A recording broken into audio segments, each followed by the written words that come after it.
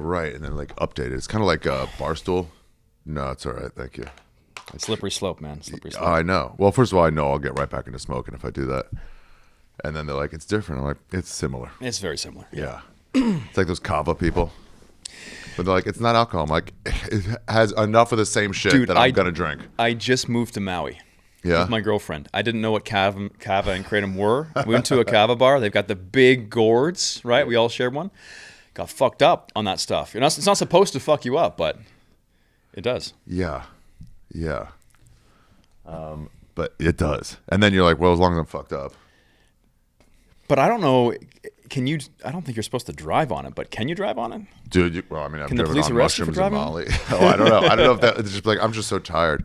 Here's what I found, at least in America. I don't know how it is in Canada, but if you're white, you can pretty much do whatever you want.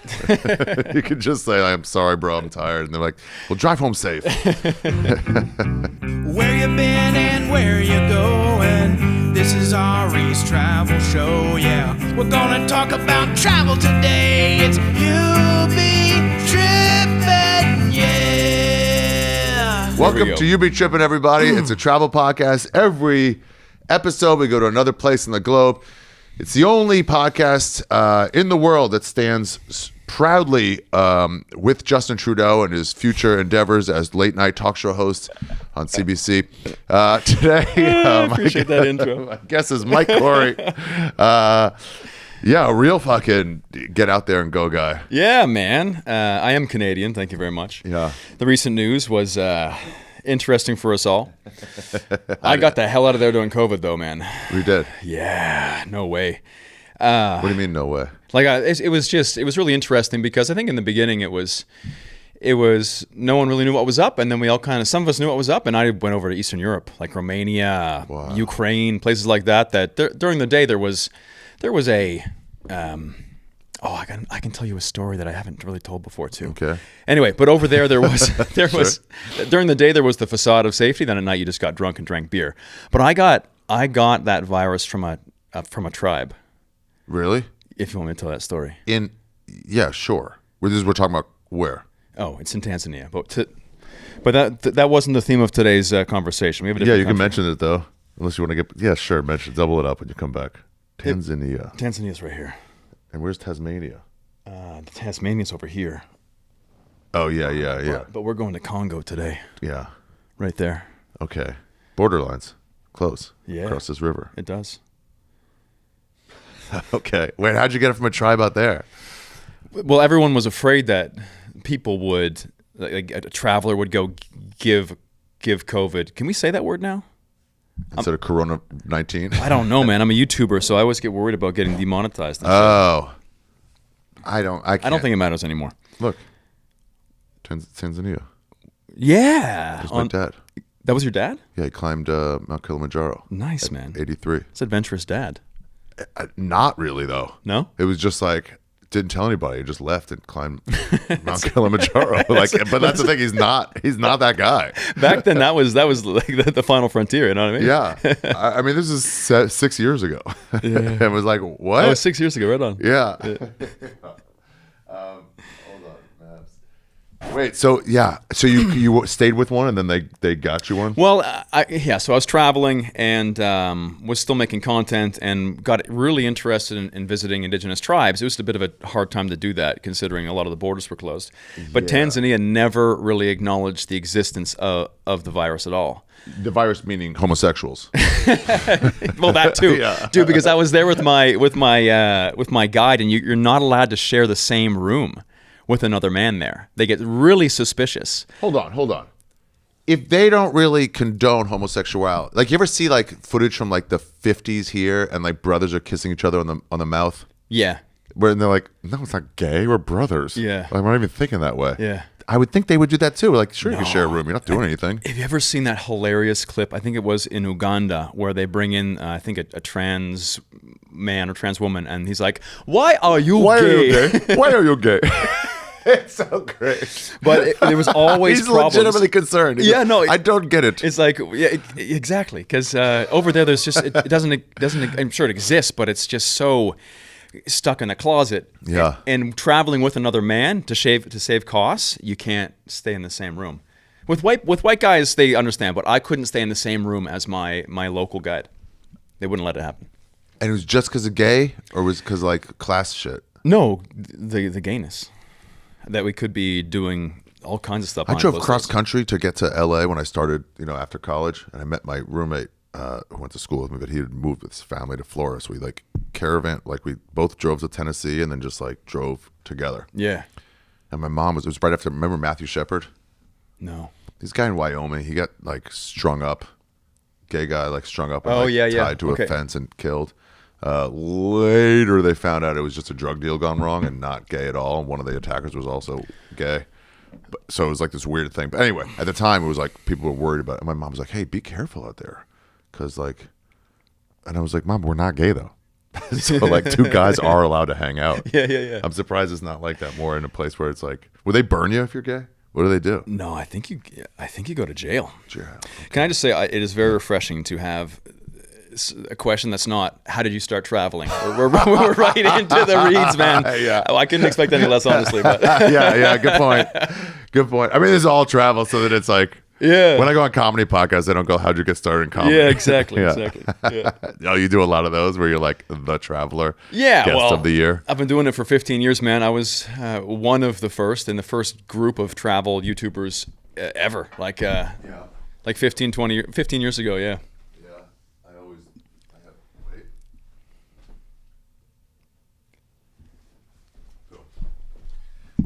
You have a backup mic. Hey. Okay.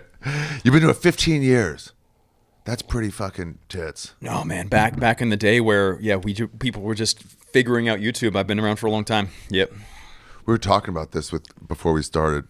Let's get into Congo in a second, but like how it's changing and has changed. And I'll talk to like, I know like somebody like 16 years older than me, and he was like, so way before me, like years wise too, like he was like, I went backpacking and there was no anything. It was just word of mouth on where to stay.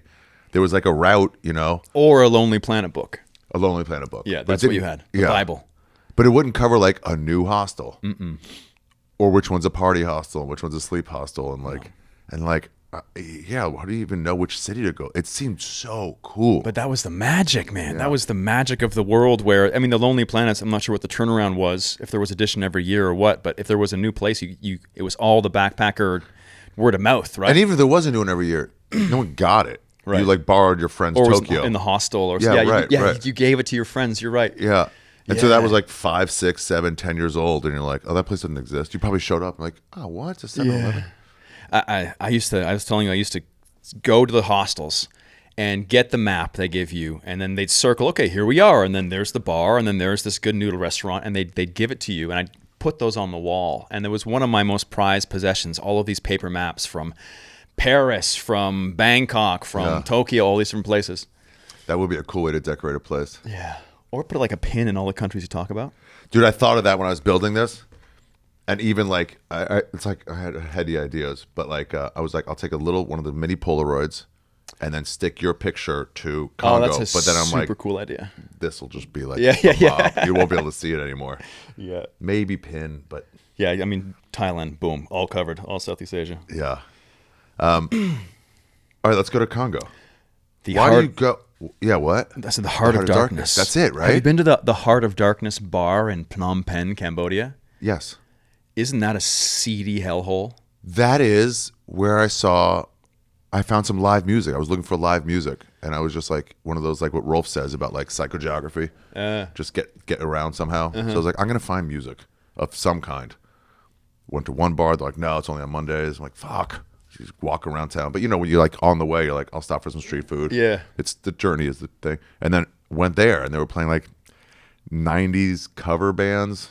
Wow, that's a very and it was just experience. All dudes and with smiles on their faces, white-haired dudes with like beaming children, showing their friends their cameras, and then just boys and girls. Not quite, but like let's say 16 to 24. That's exactly my experience. We went there. There was no live music, but it was the seediest club, and there was old men and children, and they wasn't their daddy. Well, maybe it was their daddy, but in a different way. And someone threw a brick through the window that night. No. Yeah, down on the bottom floor. And there it is. Is it still open? Is the question. Is it still open? Let's see. 3.5 stars on TripAdvisor. The chicks weren't young enough. It closes soon. Oh yeah, well. The chicks weren't young enough, exactly. Yeah. I want single digits. It's terrible. There it is, man. Yeah. What a name for a bar, though. Heart of Darkness. And it Heart really of is Darkness. that. Yeah. Yes, they have music here sometimes. And it was just these smiling dudes. Why'd you bring that up? Oh, because of Heart Because of Darkness. the real Heart of Darkness is the DRC, the Democratic Republic of Congo, the green heart of Africa. It really is, right? It's right down in the fucking middle of the whole thing. If you look at a map, there's a few big green patches. I have a biology degree, so I'm a big animal fan, and been to the Amazon. It's fantastic. And the next place, the big undiscovered jungle, was there. Look how green it is. Look at all this. Yeah, go to satellite view. Satellite view. Let's see. Down layers, kind of like bottom, middle, other side. Right there it is. Boom! Look at that deep emerald green. Wow. Yeah, I went right to the middle, man. Look at that red text. That means do not go there, weary what? traveler. This? Yeah, and then go up like 10 o'clock. There's a small little pin that says Boende. Up. That's an other direction. To the left. Left. More. Up. Boende. I went there. The middle of the green. So this story When did has you start getting into this kind of shit? going to random places. Well, like, okay. There's a Stephen King book about a short story about some chick who comes into a bar. I forget what it is. Maybe anyone can remember it. But she comes into a bar. She's like got wild hair. And this guy's serving and he's like, she's hot. And he's like, what are you doing? He's like, I'm getting to so-and-so someplace. And he goes, and I'm just in a rush. Can I get a coffee to go? And it's like, okay. And then he's like, what are you trying? She's like, I'm trying to get there before 9 p.m. And he goes, ooh, I mean, that's tight. She goes, I know some shortcuts. Then she comes back a month later. Her hair's more wild. And she goes, I'm going to so-and-so. He goes, well, what's your time? And she goes, it's 4 hours. She goes, no, it's 5.5 hours. She goes, I know shortcuts. And then eventually he's like, what's the deal? And she goes, I just try to find shortcuts all over the world. And then eventually I start going to places that are like, but like shit happens. There's like rednecks fucking each other and stuff like that. And then like eventually I start leaving and getting there like with less time than it should be, like only 2 hours for a 4-hour trip. And then eventually I get there before I leave. It's a Stephen King book, Yeah. you know, but there's like monsters and shit. These shortcuts, you try to find deeper and deeper shortcuts. And then the guy starts going with her. And then once you start with this travel idea where it's like, oh, Thailand was so cool. It's been discovered. Right. Oh, where's the next spot? Oh, where's the next spot? And then certain people go to like, I want to see the Freddie Mercury statue in Montreux, Switzerland. And other people are like, I want to go where maybe nobody with that complexion has been. And that seems like that's where you are. Yeah. Speaking of the next level for a statue, if you love statues, you go to Lviv in Ukraine, and there's the statue of the guy who invented BDSM. Forget his name, but he's standing in front of his like trademark BDSM hotel, and he's a statue, and he's got a trench coat, and his hands are in his trench coat. Yeah. You can put your hand in the pocket of the statue, and you can feel his dick. Wow. What? In Lviv, Lviv, amazing place in Ukraine, and yeah, Lviv. Yeah. I don't know I forget his name. Leopold. That's the dude. And so there it is. Yeah, and you can feel his dick in his pants. Oh my God. Oh my God. Yeah. That's so great. Look how scholarly he is. Yeah. What's that other hand coming out? I don't know what that hand's doing. Someone else reaching around. He invented BDSM. Yeah. Oh, look at this chicken black getting it. Oh my God. Yeah. So, but that's it, dude. You get it. It's like you always want the deeper, more authentic experience, and then once you go deep and you're on that bleeding edge of travel, and you learn more through misadventures, you kind of want to find the next one. Yeah. Hi, guys. I'm going to break in really quickly to let you know a little bit about my guest, Mr. Mike Corey, Fearless Afar. First of all, subscribe wherever you're watching or listening. Please just hit right now. Go hit the subscribe button so you get notified when new episodes come out. If you're new to this podcast, which you might be, if you're still left over from the Tim Dillon episode 2 weeks ago, or if you're here as a fan of Mike Corey's from Fearless and Far, click on the subscribe button. Every week, we just go to a different place. It's a sometimes super adventurous traveler, sometimes less adventurous, all of them are pretty wondrous about the world, and it's fun to see their trips through their eyes. It's not a travel guide. I'm not telling you where to go, what to do. Nothing in this episode I'm telling you to do. This guy's fucking, Mike's nuts. But it is his experience, and that's what we're getting. It's just like, tell me about your trip. Imagine your friend just got back. You're like, tell me all about your trip. Don't say, which restaurant should I go to if I want to go? Just tell me about your trip, and you'll glean some info that way.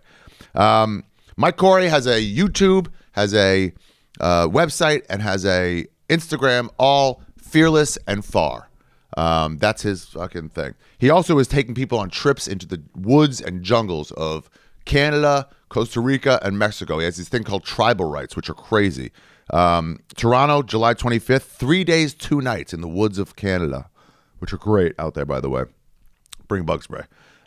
Costa Rica, 5 days, 4 nights at the end of October. A retreat tucked on the side of a volcano deep in the jungles of Costa Rica. This is the guy to take you. If you ever want to do something like this is the guy to take you. And it's not like fucking Segura's guy who's a Spartan who's done fucking questionable shit. This is going to be sex-free. Tribal Rights Mexico, 6 days, 5 nights adventure retreat hidden deep in the jungles of the Yucatan. God, he's taking you on temezcals. He's taking you to like hear the animals and do shit like that. Tribal breathwork workshop, tribal firewalk. Guys, it seems cool. fearlessandfar.com/trips. Myself, I've only got a couple dates. I'm in Charlestown, West Virginia at the Hollywood Casino, July 12th. Get tickets right now at arishaffir.com. And maybe almost sold out, Anchorage, Alaska. No second show will be out of there. I'm just doing a show for fun because I haven't been to Anchorage in forever. June 18th. I think it's like 85% sold out. So if you want a ticket, get it. If not, that's fine too. At the end of the episode, I'm going to be reading more postcards that I get from travelers around the world who send me stuff. They've always been sending me this money. And I'm also going to go into this. We're sending someone around the world as a bonus. I'll get into it at the end of the episode. So stay tuned for that. And that's it. Let's get back to it, you guys. This trip is too crazy to delay any longer. Subscribe again. And let's get back. This is the craziest one. Mike Corey, you got to come back here. Guys, fearless and far. Reach out to him. Tell him he should come back. Pressure him. Let him know how much fun you had. Also, please, in the comments, let me know anyone who you think would be great. Anyone who's taken a big trip. Someone just said Patrick Beverly has been all over the world as a basketball player. I didn't know that. Thank you for telling me. He's now going to be coming on. Let's get back to it. John Ronson was another suggestion. We already did an episode. It was great. Anyway, let's get back to the episode. And the world, if you have a good guide anywhere, the world's not that dangerous. How are you feeling about guides? What's your pros and cons? When I do the expeditions for my YouTube channel, Fearless and Far, I find private guides. But I have to find someone who like gets it. Because at the end of the day, if I want to visit, let's say, the Maasai in Kenya and Tanzania, the red robe spears, they jump and kill lions, right? You can find a guide and you can be like, I want to go visit the Maasai. They'll take you to a place. It's like they'll take off their blue jeans, hide their cell phone, put on the robe, do like a little human zoo experience, and then they'll bug you to spend $50 on trinkets and they'll take you away. Yeah. That's not what I want. It's trying to find the real shit, and that takes the right kind of guide. Yeah. They have, you just said you were skiing, but like they have these epic instructors. Epic pass instructors. Yeah. And some guys are like, oh, I'm good. I don't need tips, but I do need you to get me in there 30 minutes early and I'll just go skiing with you. How about that? Yeah. And so those guys are like, okay. Yeah, I know the runs that nobody knows. Yeah, I'll take you to there. That's exactly what you need. Not someone who's necessarily going to tailor your experience, but someone who knows how to get to the places no one else goes. Yeah. Who can connect the dots, who knows the people who know the people. How do you find people like that? Well, to be the first person who finds them, it takes a lot of work. Wait, you're going to try to find places where they've like never really been? Well, the story I'm going to tell today. Okay. Sorry, I get sidetracked so much. Yeah. Go ahead. Well, we can start a lot of places, but basically, I love animals, like I said, love the jungle, love meeting tribes and how they live traditionally, and I think that a lot of the things that tribes do that we can learn a lot from. Like, life there isn't perfect, but they sing, they dance. There's just a lot of commonalities you see between tribes. Like, I've probably visited 25 different tribes around the world, and like they all sing, they all dance, they all share food together, a lot walk barefoot, they all get fucked up somehow. That's like one thing across all cultures. They get fucked up. Every group of people, in the cities to the most remote jungles of Congo. Interesting. Every culture of people has something to kind of like tune the antennas, whether it be fucking ayahuasca or rapé, or even in Muslim countries, it's just like cigarettes and coffee, you know, boom, boom, boom, boom. It's always something, always something. Yeah. Yeah. I mean, here too, for sure. It's bar hopping. Yeah. Yeah. It's like, let's get loose. For sure. And so for Congo, it was one of the final frontiers. Again, the jungle drew me in, but as I started to dive into the country, it's called the Heart of Darkness, man, because it has had so much trouble over the years. Like strife? Yeah, man. So it's the second biggest country in Africa, only after Algeria. And they call it the richest but the poorest country in Africa. So it has incredible forests, as you can see. Yeah. Natural resources, all sorts of things. Right there. Yeah, it really is That special. is not what you think of in Africa. No. It's the greenest part of Africa. It's the biggest jungle in Africa. And so I knew we'd be able to find some authentic things there. So we started off in Kinshasa. And there's also two Congos, right? There's the DRC, the Democratic Republic of Congo. And then there's the other Congo, which is to the left. That's it right there. What do they split off? They split off. I don't exactly know how. But where everything went really wrong was that when the Europeans were divvying up Africa, like in the 1800s, Belgium didn't have very much. And there was some commission, I forget the name, but they gave Belgium this big chunk in the middle. But not just Belgium, this dude named King Leopold II. I've heard of him. Yeah, so this dude took it on and basically created a giant slave farm to be able to mostly ship rubber, but a lot of things, but mostly rubber around the world, and made it like a slave empire. And this dude, if you can imagine, there's about a population of 20 million people there at the time. He killed 10 million people. 10 million Congolese people. What? For not meeting rubber quotas. And the first thing he'd do, so if you didn't meet your rubber quota, he cut off your hands. And then you're... Oh, no, you're definitely not going to meet Exactly, right? And then he just killed them outright for not making the quota. Killed 10 million people, bro. So that country, that's why it gets the name Heart of Darkness, because there's been a lot of terrible, dark shit that's happened there. It's also the dark continent, and it really is the heart of it. The very heart of it, yeah. And so the jungle drew me in first, and as I started pawing around for interesting stories, we went to Kinshasa, the capital, which is more to the west of the country, and came across all sorts of cool things. Like, for example, there's a group of people there called Sappers, and it's the Society of Elegant People and Ambience Makers. What? It's these dudes who live in a real city. Yeah. Sort of. That's the nicest part right there. This is the tourist spot. It's the majority is slums, and there's this group of people. Yeah. If you put in SAPEUR, and then put Congo. There's also videos of all this on my channel, by the way. Oh, really? Yeah. So do you have any pictures of any of this? La SAP. No, only videos. Okay. So these dudes, they live in absolute poverty. They have no money, but they dress Look at this outfit. They dress all the way. They got like sequin. Yeah, look at that guy. Exactly. Yeah. I mean, he looks like the most successful like Delta blues musician. Yeah. And they wear the most eccentric suits. Wow. So there's one guy that we went with. His name was Ekeko, and he wore an orange sequined suit. And he was one of the most famous sappers in... What do they do? They're basically... It's like a culture, but it's based around how looking good makes like changes. Like, so the Society of Elegant People and Ambience Makers. Elegant People and Ambience Makers. Yeah, and so in French it's like le sape or sapeur. I mean, this is what Cam Newton's going for. Those guys. This is the outfit he's going for. They're even not that dressed up compared to some of the dudes. Type in Ekeko and you can probably find the guy I'm talking about. Ekeko. And he's called the human monument because he'll just freeze and you go touch him. Come on, Ekeko. There he is. That's my photo right there. Like that orange one. This one? Yeah. That's your photo? That's my photo, yeah. Oh, that's hilarious. Wow. That's my boy right there. The human monument. So because he'll freeze and you touch him and he comes back to life. So I hung out with these guys. I got dressed up as well, and basically I just walk around town and stop traffic. Like that guy, see with the yellow car?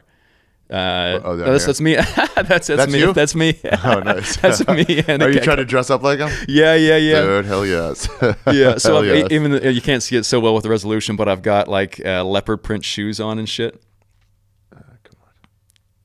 Yeah. So yeah, that's us back in the day. Damn. That's like 2 years ago, maybe January 2022. Fearless and Far. If you guys want to follow me, probably Yeah. tons of pictures here. So they just go out and they make ambiance, which is also means stopping traffic. So they literally walk in the middle of the street and just stop and like do performances, and half the people love them, half get so pissed off because the traffic's already terrible. Oh. And you're a bunch of guys like pretend to be a statue in the road, and they're like, "Come on, bro, let's go, let's go." That's not the ambience I want. Another fun one. See that really dead eye looking guy in the middle? This one? No, down. That. Click on that for a second. What? Whoa. That's so another thing I found in Kinshasa. Voodoo Wrestling. This is my video on Jesus, YouTube. Come on. It's so funny. You're taking Because no one's really filmed this shit before, right? So these guys, this is the priest from the Voodoo Wrestling event we organized. And Voodoo Wrestling is, I think at some point, the African people in Congo saw like Hulk Hogan and these kind of like bigger than life superhero wrestler dudes. Yeah. And they made their own version of that, but they incorporated all kinds of like voodoo and rituals. Yeah. And so basically it's like WW, there you go, WWE, but they cast spells on each other. No. Yeah. So she's just bringing this guy back to life. He's controlling them. Like, that is like low-level wrestling. it is. Low-level wrestling has more humor involved. And look at this. So at the end, she cut out the dude's intestines and ate them. So we organized this event, and this is one of the priests. Wow. If you go near the end, you can see them actually casting spells on each other and shit. So picture you're in a ring, and you wave your fingers and you control their bodies. That's her eating the intestines of her. That's Shakira. Shakira was the current champion at the time, and she. I mean, yeah, you can. A girl can overpower a boy if she knows how spells. Shakira, the man eater, man. This is the end, but basically it's a little bit like magic. So, yeah, all right. So they really truly believe in it. This is her doing her finishing move, where she puts the thing over his face. She takes a machete. She plunges it into his stomach, and then that's so funny. Why is she just pulling out something they put in there before? Yeah. So basically, but it was real intestines. So it's probably a bag of goat intestines she tucked into his pants, and then she cuts it out and eats it. This video is demonetized, and I didn't even put the worst stuff in. But everyone, dramatization, not because real. It looks so real. It's real intestines, and she actually eats the real intestines, and so it's like the finish him. Oh my god! And then after that, so I was in the ring filming this. Look how many! Look, they're so excited. Look at all the fans. Yeah. So I had front row seats. I filmed. This is all filmed by me. And but the thing was, it was freaky because I'm like, all right, I'm here for the show. But she was possessed. Like she was possessed by a demon. She would not listen to anybody, and no one could control her. So she did her little stunt here, and then she ran off into the crowd and chased people with a knife, and they all ran away. And then my guide's like, we gotta go, let's go, and we sprinted out of there. Oh, I mean, is that raw intestines? I don't think she actually killed a man that day, but she's definitely eating raw intestines. Ugh. I mean, yeah, I get it's goat intestine, but also ew. Yeah. Wow. Yeah. What a commitment. Yeah. So that was what a commitment to the bit. Oh my god. The question is, how often does she do that? Like once a week, once a month? Hey guys. There's an important message I have for the residents of Texas, Florida, I think Tennessee, and gotta be some other ones. Well, you might have noticed you can't get on porn sites. Is there any way around it? Yes, there is. ExpressVPN has your answer. You need a VPN. You need to go around it. Forget the fact that incognito sites are not incognito. Google just settled a massive lawsuit because they're tracking you anyway. You need to go through Switzerland and Cambodia, then Ireland and whatever. ExpressVPN is your guy. It is. Rated #1 by top tech reviewers like CNET and The Verge. It's so easy to use. You just start it up, boom, boom, click, you're in, you're going through another. It's kind of like when they're tracing the call and you gotta hang up before 30 seconds because they go boom, boom, boom, boom, boom. You know what I'm talking about. Old crime stuff. That's what it does for the internet, I think. Protect your online privacy today and get back on porn sites. Protect your online privacy today by visiting expressvpn.com/trippin. That's EXPRESSVPN.com/trippin. expressvpn.com/trippin. You can get an extra 4 months free. expressvpn.com/trippin. Guys, get back to what you should be doing. What you should be doing. ExpressVPN will get you there. Hey guys, May is Mental Health Awareness Month, and whatever is driving you bonkers, you got to face it. You got to talk to a therapist. And Talkspace.com has online therapists available at all times at your disposal. It's easy to get started. You can sign up online and get paired with a licensed provider, typically within 48 hours. Maybe it's, these chicks that drive you crazy. Maybe it's whoever lives upstairs who sounds like they started a whole preschool up there. And they only have classes when I'm recording podcasts. Who knows? Talkspace makes it easy, accessible, and affordable to face your challenges, whether that's a mental health condition, relationship conflicts, past trauma, or everyday stress. And find your path to move forward with resilience and peace. Plus, most insured members have a $0 copay. God, it's great. You really should seek therapy. Take care of yourself this month and every month with Talkspace. Talkspace is an in-network with most major insurance plans, but if you pay out of pocket, as a listener to this podcast, you'll get $80 off your first month with Talkspace when you go to Talkspace.com/trippin and enter promo code SPACE80. That's SPACE 80 to match with a licensed therapist today. Go to Talkspace.com/trippin and enter promo code SPACE80. Let's get back to the episode. Breathe easy. Does she get diarrhea? This is them casting. So now he's making him eat a magic piece of bread that'll cast spells. Now he's casting spells back. At a certain point, a dude pulls a snake out of the bread here in a second, I think, or an umbrella out of the bread first. And then he casts a spell, like a magic umbrella spell, puts the other guy unconscious. Bag of shit blows up. Puts orange juice or grape juice on him. I actually saw low-level wrestling in Toronto with the Pole Comedy Scene. It pulls the snake out of the yeah, anyway, you get it. And there was one character that was a racist character. That was his character. Yeah, he was just super racist, and he was fighting a black guy, and they were fighting for like dominance of their race. And so he beat him, and they started throwing grape soda all over him and chicken and what. And the guy was like, "No!" And it like really hurt him. He was like, "Don't do that!" And he was, "I'm doing it." I love wrestling. It is fun. The lower level you go, the more fun it is. This is like I don't call it the lowest level, but like we're using magic against each other. You know what I mean? Good crowd though. He's throwing money to the crowd. He pulled money out of the bread or the umbrella, and then he throws the money out to the crowd. And yeah, we organized that event, man. We set up the ring. They did a parade. How long were you there for? We were there for 3 weeks. That's it? And you got all that done in 3 weeks? Well, we got lost for a week in the middle of there. So the issue with going to these faraway places and trying to stay somewhat like pretty concise with the YouTube stuff is I mean, as you know, like the best experiences aren't the ones you can plan. But I can't just go for a month and not have a plan either, because it's like I got to run a YouTube business a little bit, you know? Right.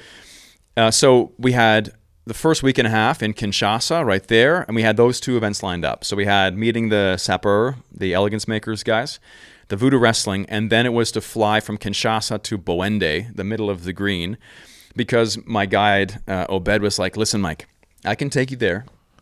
I know you like visiting tribes. And if we go a couple hours north of Boende, I've heard through a friend of a friend of a friend that there's a tribe there where there's a big woman matriarch, and she's the queen of the tribe, and she lives in the jungle.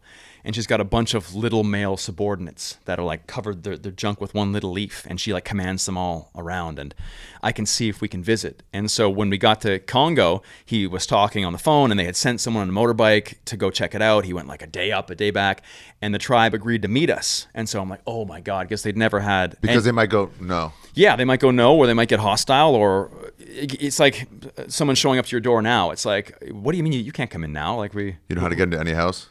Me? Yeah, anyone. No. You just go, "Hey, I'm sorry to bother you, but like I grew up here. Would you mind if I go see my old room?" Oh. It's 95%. Probably wouldn't work there though. Probably not. Like, "Oh, really? Did you grow up here?" So that was our lead. No, I'm from here. I know I don't look like it, but I'm heavily albino. Yeah, exactly. It doesn't affect the beard, but the rest is really albino. Yeah. So that was our lead. And they okay. And so we landed in this little town of Boende on the tarmac. There's a video of this all too. On the tarmac, there's 2 crashed airplanes when we land. And we get in there, and immediately what happens is we I can see that. You can see the dirt tarmac right there. This? Yeah, that's where we landed. Yeah. Wow. So we get It's half the city. Yeah, man, it's a tiny place. Can you see the crashed airplane on the map? Maybe. There's wow. one. It's a real dirt. It's just dirt. There was a crashed plane. Can you just drive from here onto the runway? Yeah, there was kids and like cattle on the runway when we landed. They had to pass once to scare the cattle away, and then they landed again. Look, you can just like walk up there. There's a path for that. No one goes there. No one goes there. Right. So you do a drive-by to let them know, To scare the cattle and kids off the using it. fucking runway, and then that looks poor. yeah. So they don't get foreign tourists there. They didn't even know what tourists were. So, dude, when we landed, we were greeted by one of the governor's officials, and he's like, "You have to come see the governor." And so normally what happens in countries like this, like any kind of tribal place, you got to go meet the elder, you got to like kiss some babies, shake some hands. Anyone coming in, they want to know. Exactly, because it's so isolated.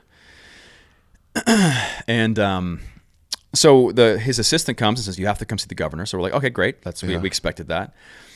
Dude, It's actually pretty cool. Yeah.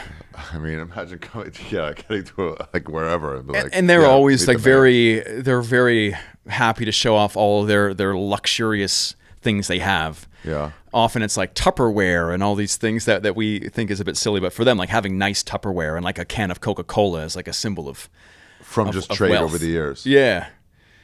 Wow. Seeing this plane is there. In the YouTube video, you can see the plane, but maybe this is taken before or after. Okay. So the governor's assistant comes, takes us to the governor. We go into this like big kind of palace-y type place, and immediately by the tone of the assistant, he's not stoked. And so we walk in this big house, and it's a big ass living room, super tacky, like decked out with all the weird little. He's got his like posters of like rock stars, and he's got these big elegant cabinets and all these things, and he's sitting there on a big ass couch watching television like full blast. And when we walk in, he doesn't even look at us, and I assumed it would be like at least a handshake or something, but you can just sense the vibe is not good. And so we walk in, we're like, "Hello," like bonjour, they speak French there, and he just points to another couch. And so me and my guide go sit down. TV's still on full blast. And we start to speak. It's like, "Hello." And he goes, "Why did you come to my jungle?" And we're like, sorry. And we were told to call him Votre Excellence, Your Excellence. Okay. So I'm like, "Hello, Your Excellence." They speak French. Yeah. Mostly. And local languages. And he's like, and so I'm like, "Hello, Your Excellence. My name is Mike. This is my guide, Obed. And we're just here to, see the jungle and the people, and I love the jungle." And he's like, "Nobody comes here to see things. You are spies." And we're like, no, like I love biology, I love tribes. And he's like, What a dumb cover for a spy. I know. It's like, you have people in your country? And I'm like, "Yeah." And he goes, "Well, the people here are not very different. People are not different.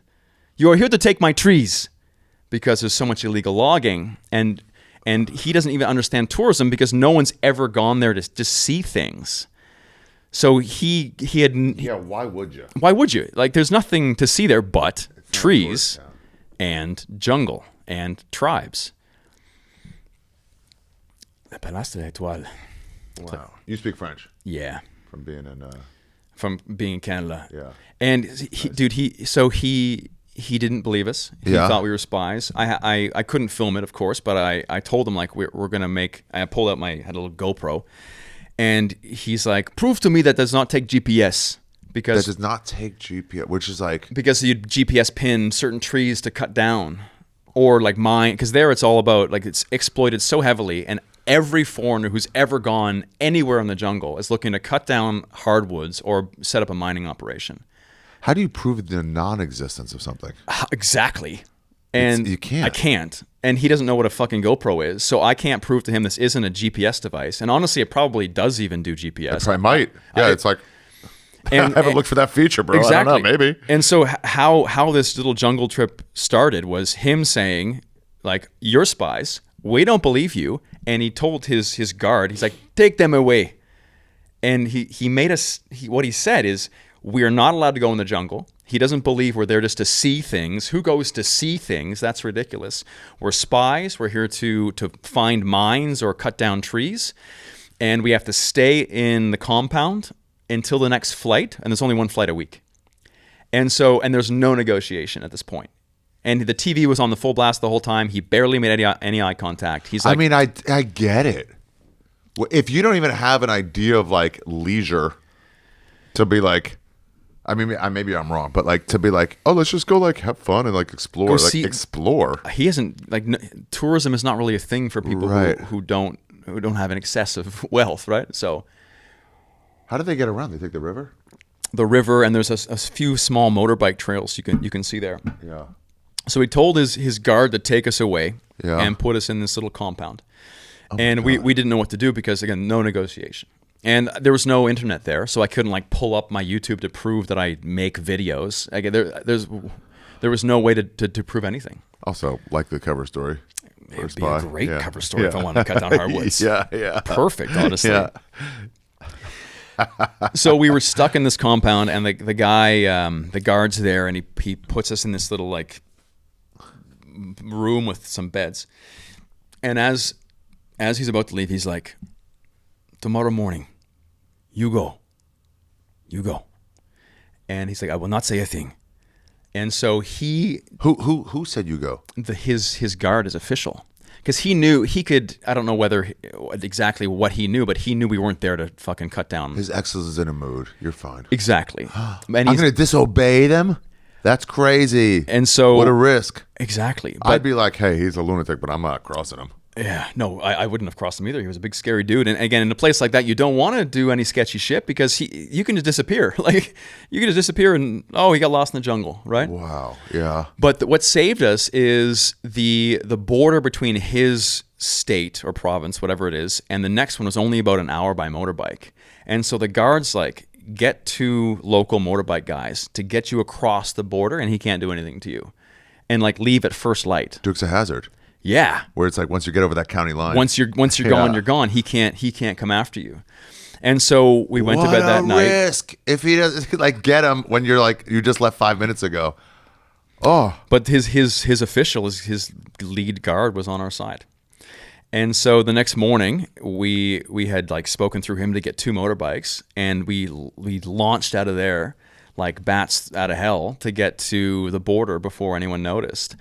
And where this story gets interesting is that we didn't really know where we were going. You know what I mean? Like we just had to get out, and we knew there was small motorbike tracks to other villages, and we knew there was some tribes there. And instead of wasting a week in a little like dank room, let's get to the border, go like kind of tribe hopping, and figure out where we can end this. There was a fairly big city that had another airport that was like 5 or 6 days driving by motorbike. What's that city? I don't remember, but it was to the east. I don't remember the name of the city. Where is it?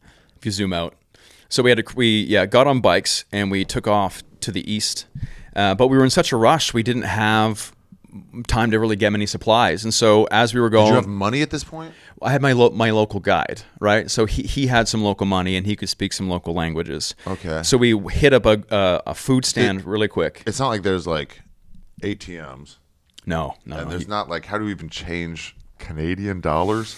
In these places, I don't even, I pay my guide in advance via like bank transfer if I can. And then he handles all finances, because the second a foreigner pulls out money there, because this is one of the most corrupt countries in the world, you just become a target. So I always say, I have no money. He takes care of it. So it wasn't Pombi. No. 15-minute drive. Okay. No. We went days. We went to the west. Sorry, not east. Okay. And I couldn't tell scale. Fuck, I wish I remember the name of it. So right over maybe it's here. Somewhere over there. Yeah. Okay. So my guide, as we rushed out, he jumped in a food store quick, got 3 packs of spaghetti and like two cans of tuna for like a 5-day trip across the fucking Congo jungle. And we took off, man. Wow. And there's a video for this too. But where the story gets kind of interesting, and what I made the YouTube video about is, and this is all covered in the YouTube video as well. Fearless and Far, if you guys want to check out, that's what the channel is. Yeah, if you go to the tab, the top tab there, the YouTube tab. Yeah. I think I saw it. There we go. Lost in Congo and trading a crocodile for a bed. On the right hand side at the very bottom. This is the story. Oh wow! And so eventually, what happens, as you can see in that, is that we ran out of food because dude only packed like 3 packs of spaghetti and 2 cans of tuna for a 5-day What are you fucking doing? journey. Why would you go in this water? Because, dude, that's so dumb. Listen, let me finish the story. Okay. You're seeing like the climax right now. So we didn't have enough food. Yeah. 4 guys, 3 packs of spaghetti, 2 cans of tuna for like 5 days. And so we ran out of food after like 24 hours. And the only thing that we could find is these little villages selling bushmeat.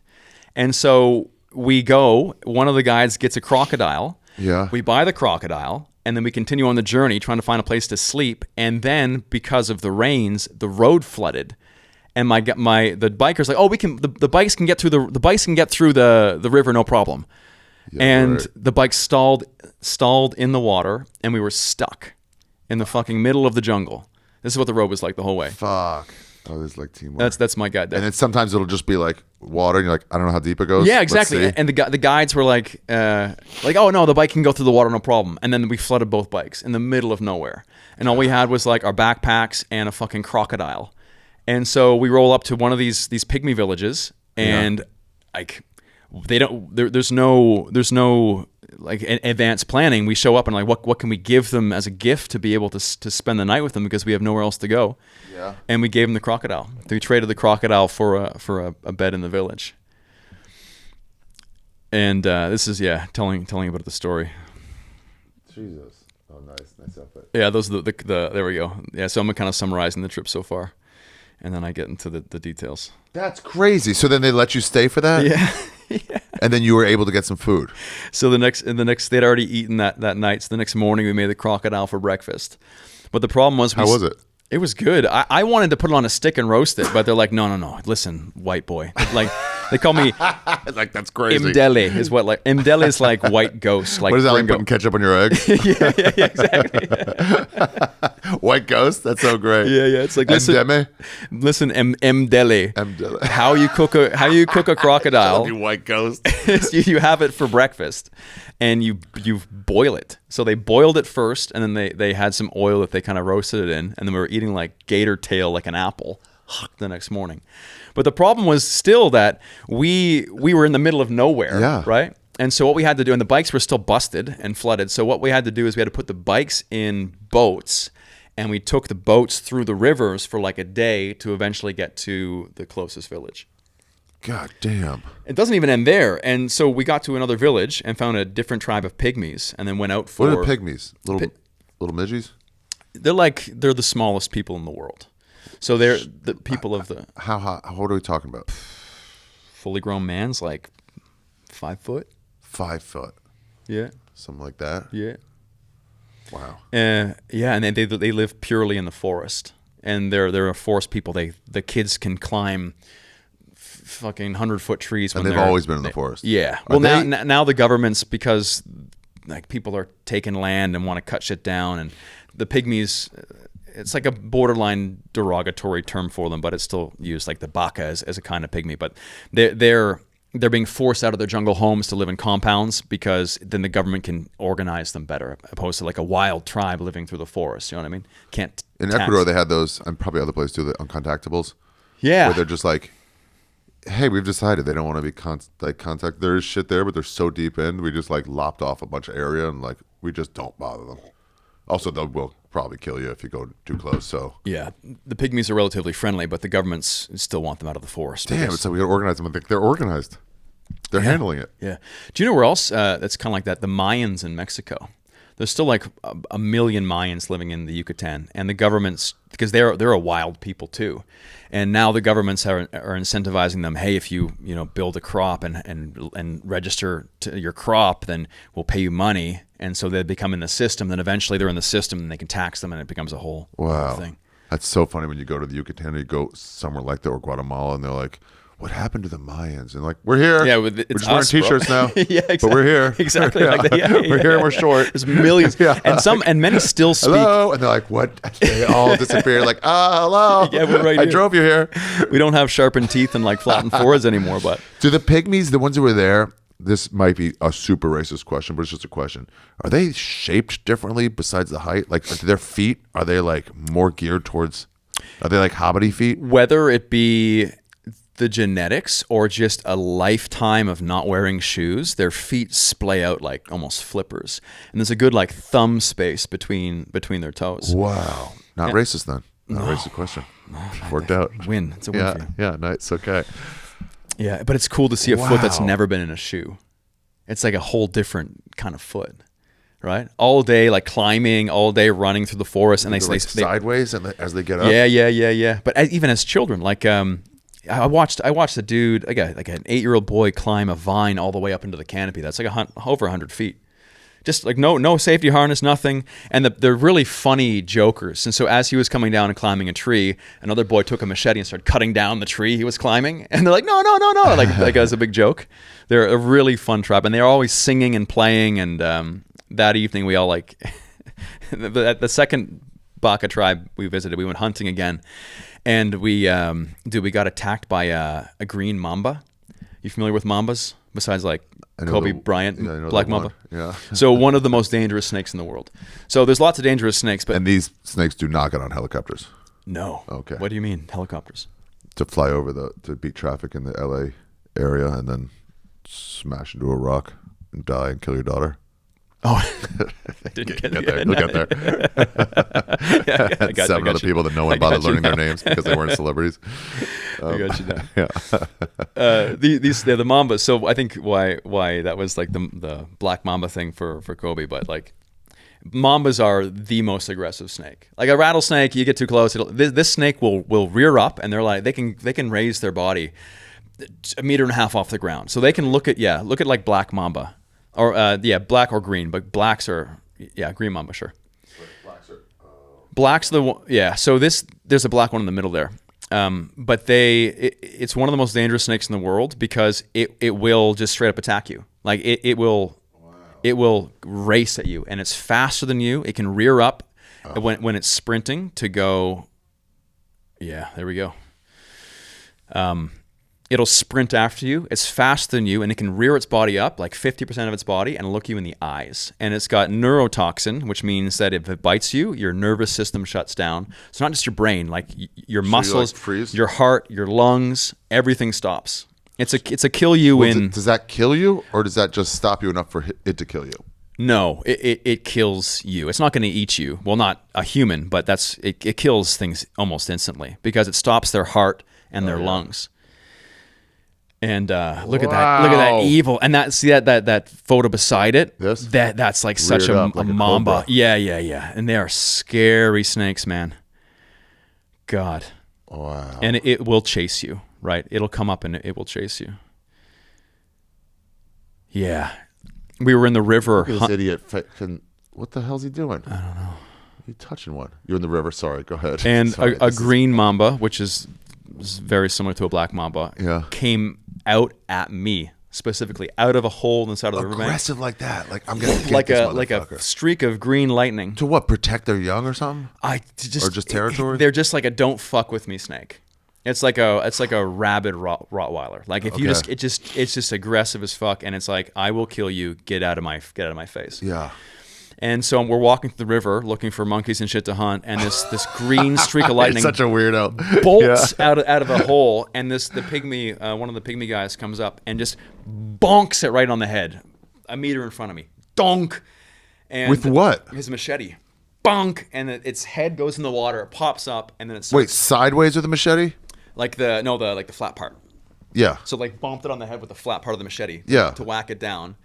It went into the water, came up, got Why confused. didn't you fucking kill it? Just slice it. Then it sprinted. Then they killed it. And the ironic thing is that's what we ate that night. Should have been such a. Yeah, Should exactly. have been such a. Because you should have chilled with your little babies in the Yeah. hole. And there's a video of this too. You still in touch with your mom? I am. What does she say about this shit?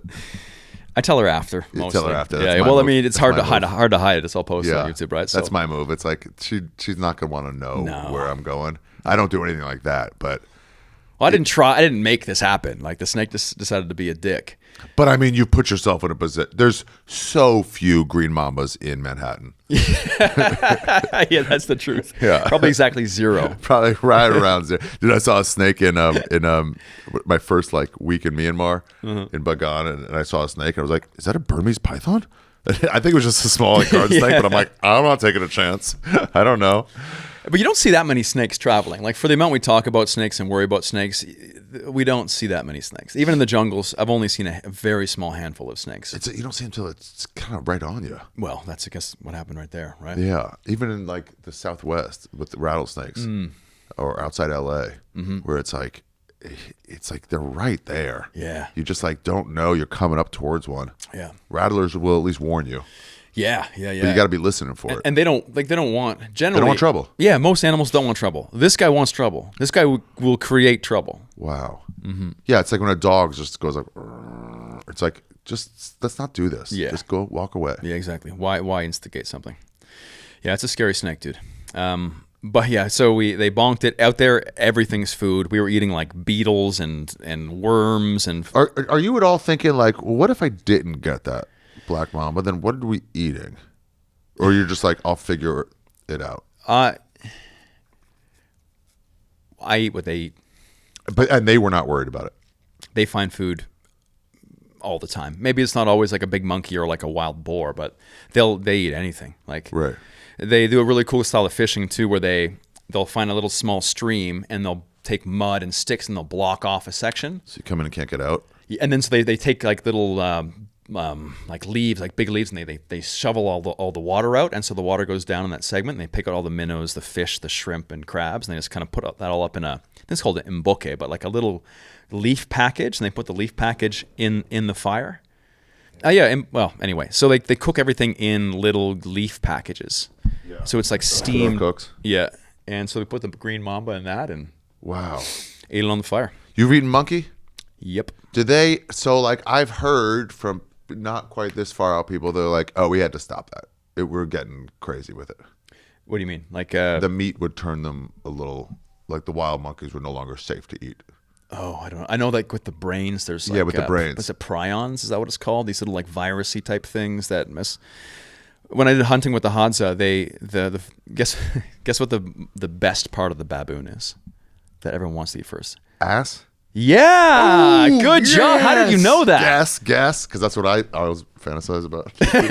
Because you love to eat ass. Yeah, That's why. I mean, I lick it for a while, and they're like, "You're doing it wrong." I'm like, That's how you eat it. Just get in there with baboon ass. Yeah, baboon ass especially rank.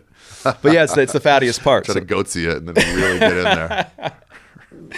Yeah. But they say monkey meat's like salty. Like it's the best meat because it's salty, and therefore human must taste pretty good too. Honestly. So is it they just stopped eating the brain? I think human it's the brain. must be. Yeah, a lot of tribes still eat monkeys a lot, but I think that there has been problems with these brain prion things that I think it's like something even more basic than a virus, but it gets in there and just destroys your system. I don't know. Yeah, because it's like, why else would you stop a food source? There has to. It can't. Either religion says no more, right. Or and especially the place where like they're animists or something. They're like, that's not the issue. Yeah. I don't know, but they'll eat anything, man. We didn't have any shortage of food. It's just like there's tier lists. All right, getting like a pig or like a deer, top tier. Eating grubs and stuff, it's still food, right? But it's not the ideal. If they bring back like a big thing, yeah, there's a celebration. I mean, this is like when you're at the airport. You're like, I'll have McDonald's because there's nothing else here. But Exactly. I would not have it in the wild. Exactly. McDonald's is like a Starbucks, handful of McDonald's. worms. Yeah, right. It's like, this will get me by. Yeah. Damn. I mean, that makes sense, though. They're eating, so like, we'll get something. Mm-hmm. That's got to be invigorating. Which part? Getting like a big Eating animal. some shit like that. They were excited about that snake, too. Because I think that they get almost 2 meters long. These big mambas, and this one was close to that, and there's a lot of food in there. And watching them take this extremely dangerous venomous snake, cutting it all up, showing me the head like they're all proud, and then like gutting it, and then preparing it, cutting into segments. They would take, once they cut the snake into segments and gutted it, they'd take the back of the machete and they'd break all the spinal bones. Yeah. So it was, I guess, more tender, and they put it in these little green packages, and then cooked it with a little bit of salt, and it was good. Can dude. they get salt and stuff there? How do they get spices? They would probably have to trade for salt, because out there wouldn't be any salt. They would have traded. They would bring some things from the forest, whether it be those leaves that the whole country uses to be able to make plates and to cook with, like the cooking leaves, or they'd bring honey or something and trade it for salt. And then just up down river to like get. Yeah. And some of these tribes, there's very few like purely uncontacted tribes in the world. Maybe like Papua New Guinea, maybe like deep Amazon, but a lot of these tribes could have access to a motorcycle, whether they have a buddy with a friend who has a motorcycle, and they would do some. The Amazonian places I saw was like, okay, we have goods here, we got to get it to the like Puyo or some main town, or Coca or something in main town. So it's like upriver, which is like harder, but they have like a little bit of gas that they've traded for to get a boat up there, and they have all these goods, and like half of it just pays for the trip, right? And then they trade for a little bit, and then come back with like some concrete or whatever. Yeah, whatever they need. Yeah. And they would travel days sometimes to be able to get those things, exactly. Right? And it's like, and those people are so tough. They're like, I'll just sleep on the street. No problem. Yeah, just like the Pygmies just make a little hole, take a couple leaves, drape them over top, and just sleep in like a cat would in a cozy mattress. Do you journal while you're out doing this? Or is it all just video? I used to journal a lot, but now it's mostly on video. I mean, that's a way to record it in a way that doesn't slow you down. Yeah. To describe, using descriptive words is going to slow you down. But just like slowly and part of it's filming. to remember, right? And so it's honestly pretty cool to have it all documented, right? Yeah. It's just being able to film, like for example, when the mamba attacked, I wasn't rolling. So once it got like bonked in the head, I grabbed my camera and pulled it out, and you can see the guys running off into the woods in the video, and they bring back the snake head. So being able to capture it in total purity and authenticity is a bit tough sometimes, because you can't always roll. That's my biggest problem. So I'm like in a world where I'm considered adventurous to comedians, and then not so much to like real fucking out there travelers, you know? And they're like, why don't you like film this stuff? And I'm like, if I film it, it goes away. I can't run after a train with my buddy trying to get on while there's a film crew. I can't talk to I don't know how you do it. Talk to tribes members or just somebody local while there's somebody filming. They're on it. Even the baboons or whatever in like Grills in the Mist. Yeah. Where like they change when you're filming them. For sure. In the beginning, it was a lot more formal, but over the years and doing this, it's just been becoming more informal, because little GoPro, this, is just so much more comfortable for everybody. And I don't want to be the BBC style presenter where it's like, I've got a videographer that comes, but I don't want to ever be the guy who's there like, oh, look at the tribe eating the monkey, and be so distanced from it. It's so much better. You got a little GoPro, you're there, you're interacting, you're talking, you're trying, you're helping stir the pot of corn porridge, joking around, and then you can open up a whole different experience. But to what you just said, it's hard to keep it purely authentic when you're making content. Yeah, Sam Talent. I don't know if you've seen his. I don't know. Wide World. He's a comedian. So he'll go places and film, and then just, there's no audio on that. Or there's audio, but he's not doing anything. And then later he goes in and narrates it. But he goes, I'm not looking to slow it. It's me and my buddies. That is a really And if his buddy goes like this, he goes, here's Mike. He throws up a lot. Yeah. You know? But he doesn't have to like make jokes on the spot and disrupt his movements for that. That's really good, because that's it. And then it takes the pressure off saying the perfect thing on camera, and then you can go back and you can write some fun stuff. And that's why Bourdain was I think his show was so beautiful, is because he would host a little bit, but what he would write was always so elegant and clever and he'd go back to, he was like, it's like he would explore it for a bit, and then like, now let me take the crew to where these places are. Exactly. Yeah. He'd write stuff, and he'd narrate it his later. His voiceover right? was so good for what he was doing. Yeah. And then you're not thinking of like, you're not acting in the moment. You're not like, what do I say? How do I say it? Like, it's not done yet. You have no idea where it's about to bring you. And you don't know, in the thick of it, you can't even always put the emotion together. So after a trip, you can sit there and be like, wow. And you can kind of sort the feelings and thoughts of all the crazy things you saw. And then you can find like a theme or a feeling to then go back and actually paint that feeling you had through a story. Henry Rollins said he doesn't try to like write about stuff for 6 months after he travels somewhere because he's like, he's not sure where it fits yet. Yeah. Instead of just like forcing it, instead he could be like, I might be able to use one detail of this hostel in a big piece about hostels. Or, and then I stayed in another hostel in China. It reminded me of this place. But it's like, I got to sit on that to be able to like wait for it. Yeah, I feel that for sure. Yeah, I do a bit of both, but I'm definitely inspired by Bourdain to go back and the more heartfelt stuff is always done after, when you know where the experience is going and you can reflect on it all. Yeah. And then also you get some it's like the tough times become fun in hindsight. Yeah, like type 2 fun. Heard that before? Type 2 fun? Type 1 fun is like, yeah, we're having fun, man, let's go. And type 2 fun is like, I fucking hate this sucks balls. Yeah. And then like a week later, like, that was actually pretty fucking dope. That was so cool. Remember that? Remember we had to sleep outside and you were yelling at me because of this? I'm like, oh yeah, that's right. I was so mad at you. But you're smiling as you say it. This was type 2 fun. This is like, are we even going to like make it through this? And then after I was like, yeah, that was pretty fucking dope. What are the bathrooms like? There's no bathrooms. You shit in the woods. But you go out. Yeah. There's generally, some places have like a shitting area. But out there, things decompose so fast. Like a lot of so fast in the jungle. It's living and dying at all moments, all the time. While you're shitting, the flies are already coming to eat your shit out there. Like the circle of life is in like fast forward. We went to a lodge, whatever, in the Amazon right after COVID. So no one had been there for 5-6 months, and everything was broken down. All the walks, because like you're not stepping on it, like wiping away the allergy or whatever. It was all breaking down. Have you seen? Are you much into Graham Hancock's work? I've heard of him, but I don't really know enough about him. No, it's like the ancient apocalypse stuff. But one thing that people talk a lot about now that we're discovering is these ancient civilizations in the Amazon, where we thought that nobody was really there except for some hodgepodge tribes. But there's a document or a chronicle of some explorer hundreds of years ago that went through and came back and said there's massive cities and villages and there's people and it's advanced. And then they went back a couple hundred years later and there was nothing, and the guy lied. But what they think happened is when the first crew got lost and went through and they saw all of these amazing civilizations, they dropped off smallpox and bullshit. And then the fact that everyone got infected, they had to leave the cities, and then everything just got consumed by the jungle. Like 100 years in the Amazon, things go away. And there's no stones there either, right? There's no stones and steel. It's all this earth. So it all got buried. So it's for sure going to break down.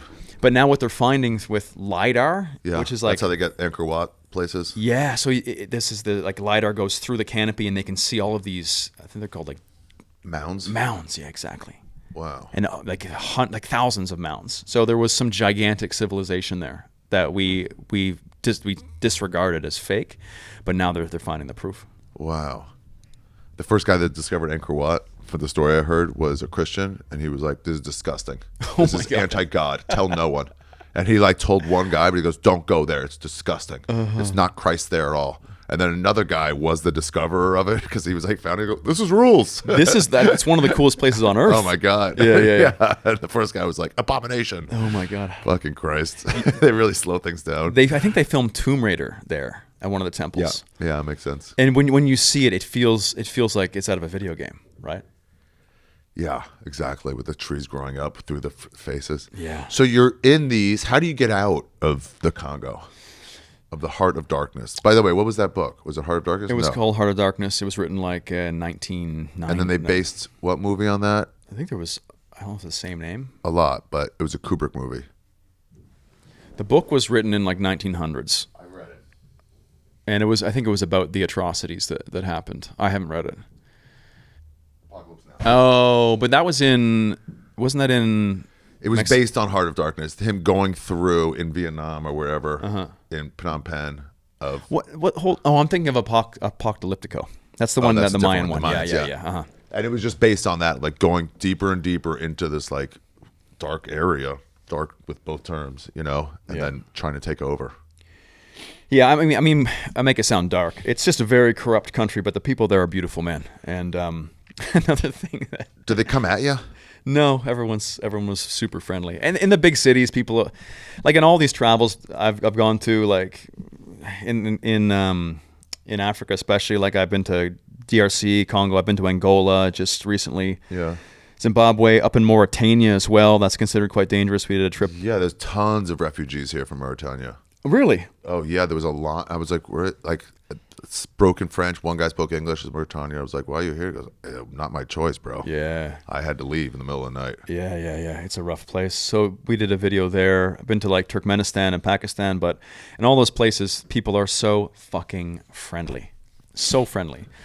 Does your skin get you like a passport into conversations? It's like this. Let's picture we have like some Congolese pygmy walking down the street right now, and we see him out the window, and he's got like a paper map, and he looks very lost. We wouldn't go jack his shit, right? We'd be like, bro, like, how are you here? Like, come in, have some tea. Look, have a coffee. That's the attitude. Yeah. Because they're like, why? Like, how did you get here? It's funny because like I always, whenever I'm like somewhere where I'm like, you know, the one white, I'm like, it's dangerous. They could take advantage. But I'm like, I'm sure that guy in that image of like with the paper map is like, they could just rob me and kill me and I wouldn't get justice. New York like, is so dangerous. Yeah, we don't think of that though. Yeah, we're no, just like, where are you from? It's different. Yeah. Turns out not everyone's a murderer. No, exactly. Yeah. And of all those countries, the things that I've had that I've had happen have always been opportunistic. Like for example, my bag being broken into at the airport, or my car being broken into. It's the big city shit. It's where the tourists are. Big city shit every single time, and it's been in like Montreal, and it's been places like that. In Congo, they tried to steal my bag. Some guy, I don't know if it was on purpose or not, had my bag stacked up with a few others. He was leaving, and luckily I had an air tag, and I was like, "Where the bag should be here?" And I saw it like going by. I'm like, "Whoa, it's my bag!" And he took it off. "Oh, I'm so sorry, sir." Oh, I played that game. Whenever I'm shoplifting, it's like, what? Oh, I thought she paid for it. This Did thing. she not? Oh. Yeah, they almost got me there. That's so great. And you know, the sickest I've been, like I've eaten some pretty foul shit, man. There's one in maybe the most foul, two most foul are both in northern Philippines. Yeah. Up in a place called Sagada, which is where they have have you heard of Wang Od, the 9-year-old tattoo artist? So she used to tattoo headhunters. So you'd bring a head back, and they'd give you a tattoo to prove how much of a man you are. Oh. And this woman is ancient, 109 probably now, and she still does these old school headhunter tattoos for tourists who go up there. And one of the funny things she does as well is she's 109, and so she gives no fucks. And so you get a tattoo from her, and she's got like face tattoos. She's like all wrinkly, and she's got arm tattoos. And they're like, "Oh, do you want to get a photo with Wang Od?" And you're like, "Of course I do, right?" So you pose there with your new tattoo and you smile. And then it's like 3, 2, 1, and on cheese, she grabs your dick. Because she loves seeing the photo of the tourist going, "Ugh!"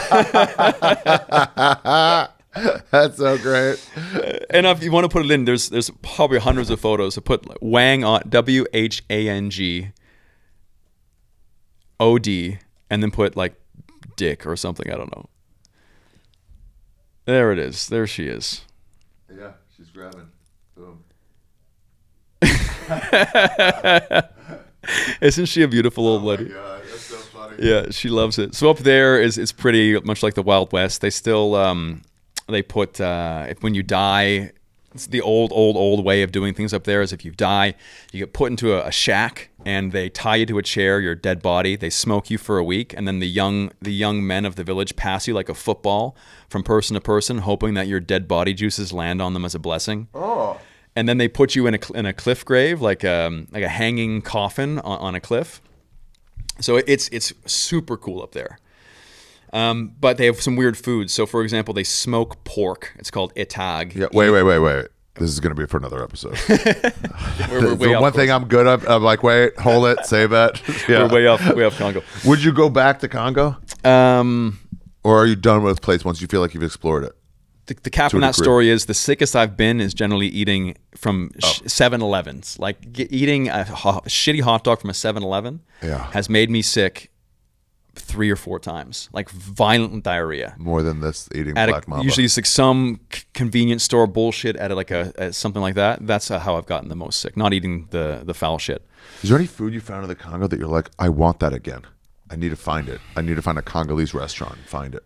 The snake, nope. The snake was pretty tasteless, honestly. But one thing that I got pretty fond of over there is, you see it in a lot of African countries, but they call it fufu, they call it funge, they call it a lot of different names. Just fufu.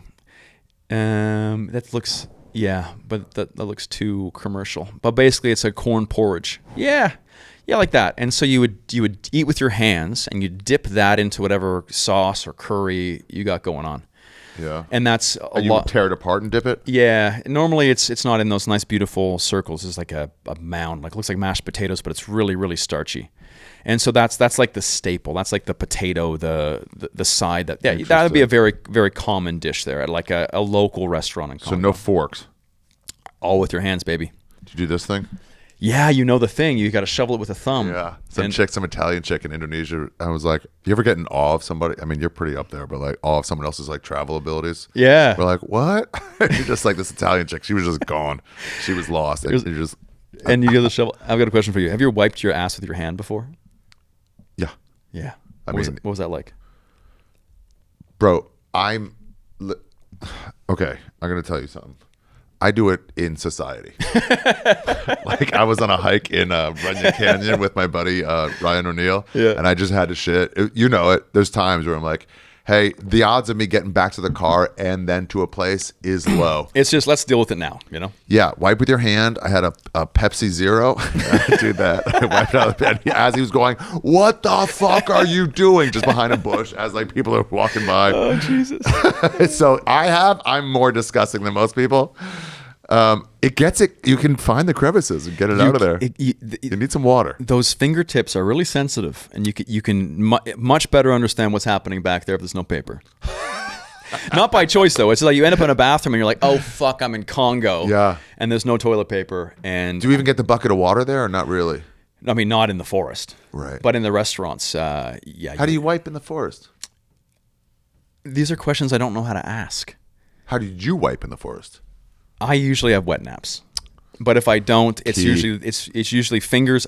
I mean, if I was in Canada or in the States, I just spit on your finger and get the little that way. I haven't tried that. I haven't either. I just thought of it. It would work. There's some fluid there. Well, maybe after the show, I'll go give it a shot. Yeah, let's wipe each other's ass with our hands and see who gets it. We'll have a contest and see who gets the cleanest. Yeah, we'll smell each other's assholes. Some photo evidence. Yeah, and if it's not demonetized yet, there we go. It is. If I was in Canada, I'd grab a leaf, because there's nothing that's going to kill you. If I'm in the Congo or in the Amazon, I'm not going to grab a random leaf. I don't know. So I usually just kind of go with the fingers and just dip the fingers in the earth a little bit. Clean them off. There. Oh, the dirt will clean it off a lot. Yeah, it will. Is there a level where you are, how do I phrase this? Prissy, and then at a point let go of the prissiness. There's a luxury here where I'm like, even if I see a dollar bill on the ground and I touch it, I'm like, my hand is disgusting now. But then when you're like hiking in like rural somewhere, we're like, oh, my hands have been disgusting. Well, I don't care anymore right now. You know what I mean? When you lose that like luxurious. When I make the films, the videos, I'm very attentive to not looking like I'm not a local. Like, I don't want to look like I'm a white foreigner Purelling my hands the whole time, right? Because two things happen then. If I'm going to stand on the sidelines, eat my granola bars, and Purell my hands, they're going to see me differently. If I'm in the thick of it, like eating with my fingers and like helping them climb trees and shit and eating their food, even if it's like weird or gross, then that opens up a really authentic experience for me, but also the opportunity to show the viewers what it's really like. Because you can't really show what a person's like or a tribe is like if you're not going to be in the thick of it, basically offering yourself to the experience. Because then they'll show their true colors. They allow you to get the camera in there. Like, if you're on the sideline shooting the camera, it gets weird. But if you're in there eating the worms with them, and they've never seen a white guy eat worms before, everyone's giggling and laughing, and they're laughing how you're doing it. Yeah, because you can't do it right. I don't know how to eat fucking worms. So there's this thing that happens sometimes where you're like, meet children is always the best. I don't know how it was there, but I mean, your French is fluent, so you probably talk to people, but like language is easier because they speak lower. But then they go like, where you are, you know, like instead of like where you're from, and then you're like New York. They go, oh my god, oh, he talked, and they just run off. It's a fun feeling when they're like, look at him talk. I'm like, you talk too, asshole. But I'm just talking. Yeah. Like you're not a real thing. Or like you're eating. Like, wow, you're eating our food. Yeah. Or they all gather around and to watch you like eat the fufu or the funge, whatever you want. There's a billion. Like and you'll do it wrong, and you're not dipping in the right way you're supposed to dip, and they all think it's hilarious. But it's the same thing if, you know, you bring someone from there to try to eat a lobster. You know what I mean? Like, how the hell would you ever know how to eat a lobster unless you were specifically shown how? This is the same thing that happens if you go to somebody like super rich, their place, and you're like, I'm gonna fuck it up. Yeah, because the cutlery which cutlery? They're like, what are you doing? That's a butter knife. Like, it worked. You filthy animal. Yeah. What advice would you give to someone going to the Congo? Like, make sure to bring, or don't bring, whatever. Well, it is. As a testament to how corrupt it is, I spent like $400 on a visa before I arrived. You have to do it in advance, right? So I went to the embassy, all the kind of stuff, yada yada. Sent the money, got the stamp, got there. Well, I had a piece of paper saying that I had done the process, and so the idea is you go there, you show the paper, they give you the visa in your passport. Yeah. So I get there. Of course, I haven't met my guide yet because he's already there. And so I'm in the airport alone, but I got my paper. We're good. I speak a little bit of French. And so I go to the immigration officer and I show him my paper for my visa. And he's like, nope. No. And I said, what do you mean no? And he's like, no good. And I was like, well, what happens? And he points to a door. And so I go in the door and there's an official there. And he's like, you need a visa. I'm like, I have a visa. And he's like, no, it's the wrong visa, even though it's the only tourist visa there is. Oh, and just shakedown. And like, so they made me buy the visa a second time so they could just pocket the money, right? And what do you just know it's happening and then say fuck it? I don't care. What do you do, right? Yeah. You're not even in the country yet. You can't say no. You'll be stuck in the airport for a month. You can play dumb. You can really go like, no, I did it. I don't understand what you're saying. I did. You can play dumb, but at some point they might get aggressive. I mean, dumb only works if you are dumb. Yeah. If you don't realize you're being shaken down. Right. And so I argued for 15 minutes, and they're like, nope, got to pay. Nope, got to pay. And so you just pay. Yeah. And so throughout the country, like I mentioned earlier, whenever I do these places, my guide has all of the money, because the second I pull out a 20 or a 1 or whatever it is to pay, all the attention goes there. So I just say, no money, talk to him. And they're less likely to like fuck with a local. Yeah. Well, then he just knows how to negotiate. He knows what things cost. He knows what's a shakedown, what's not. And in a corrupt country like that, and even we go into one of these smaller villages, we get there, and immediately there's a guy who comes up and he's got a tape recorder. Yeah. And he starts asking all these questions in French. Why are you here? It's for the newspaper and the radio. And so we're being cool and answering the questions. And then after like half an hour interview, he's like, okay, I'll publish it for $200. And you're like, bitch, like, I was doing you a favor. I don't even want to publish it. Yeah. And so I guess the advice would be, number one, finding a good guide. And honestly, things like watching YouTube videos is good, because you can find, generally people will tag who they've used, and you can kind of see who they've used. Who they've used. Like, as in like a content creator would go to, like, for example, I've got a guy in Tanzania named Gumbo. Big, like, guy. Really great guide, and who knows how to find the real stuff. So like when I hear guide, I think tour group. No, I know it's different. Yeah. So it's like hiring one particular guy. For me, generally, it's someone who has some TV experience. So the same kind of person like BBC or Nat Geo would use, because they know what you want. They've worked in a production. They know you want the real shit, not the painted shit. And so you pay a premium for that, but they make things happen. You're doing well enough now that you're like, I have to. That's fine. Yeah, and I can't be in a group tour, man. And you can, exactly. And you can't.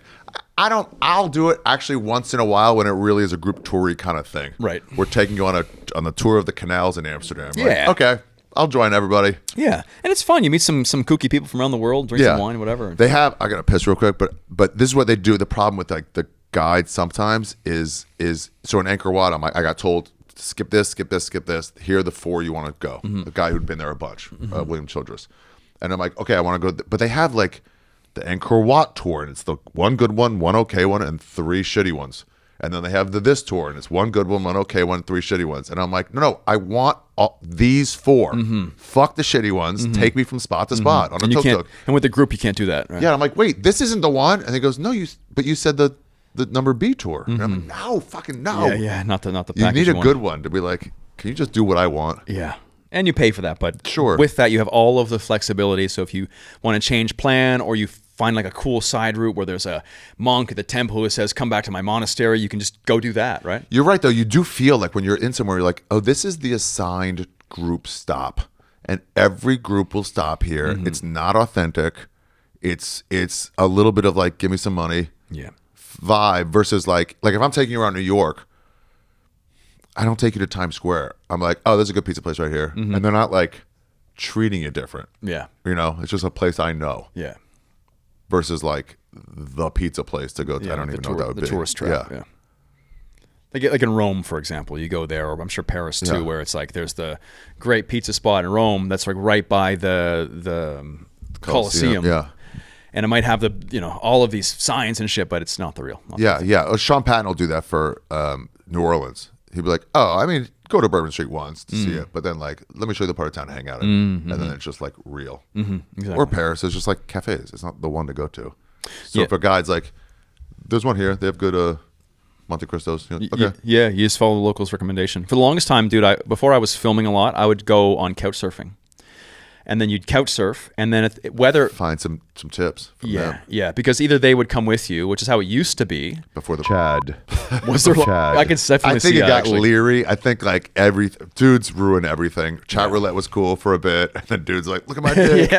Pretty quick. Couch surfing was cool, and then any woman, they were like, let's see if I can fuck these travelers. Yeah. Not full like, I'm sorry, Chads, but like